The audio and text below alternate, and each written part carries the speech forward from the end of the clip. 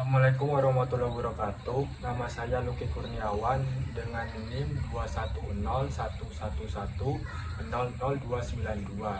Saya dari kelas pemerintahan desa kelas A. Di sini saya akan membahas mengenai Undang-Undang Nomor 3 Tahun 2024. Apakah telah efektif tentang kemajuan dan perkembangan di desa?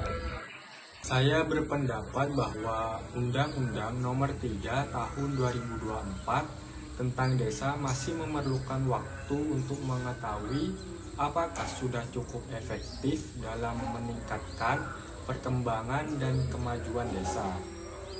Namun di sini ada beberapa perubahan seperti penataan ekosistem, pemerintahan desa, peningkatan dana konversi, dan rehabilitasi untuk desa yang berada di kawasan suaka alam, dan peningkatan masa jabatan kepala desa menjadi 8 tahun dapat membantu meningkatkan efisiensi dan efektivitas pemerintahan desa. Oleh karena itu, perlu diawasi dan dinilai secara terus-menerus untuk mengetahui apakah perubahan tersebut efektif dalam peningkatan kualitas pemerintahan desa.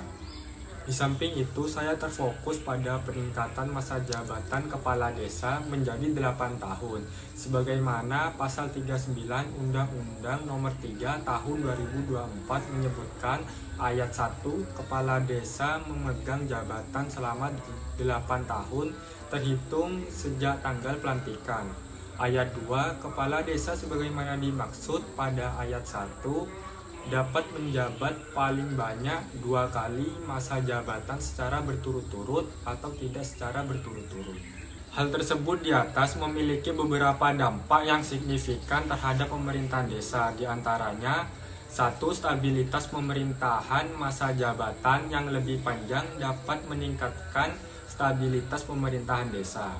Kemungkinan kepala desa untuk lebih fokus pada program-program pembangunan jangka panjang dan membangun kemitraan yang lebih solid dengan berbagai pemangku kepentingan.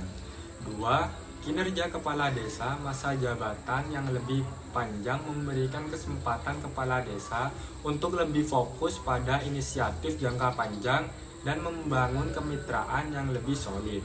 Namun juga dapat meningkatkan resiko stagnasi kepemimpinan jika kepala desa tidak efektif. 3. Korupsi dan oligarki. Perpanjangan masa jabatan kepala desa dapat menyuburkan oligarki di desa dan politisasi desa, serta memperburuk praktik korupsi yang telah ada.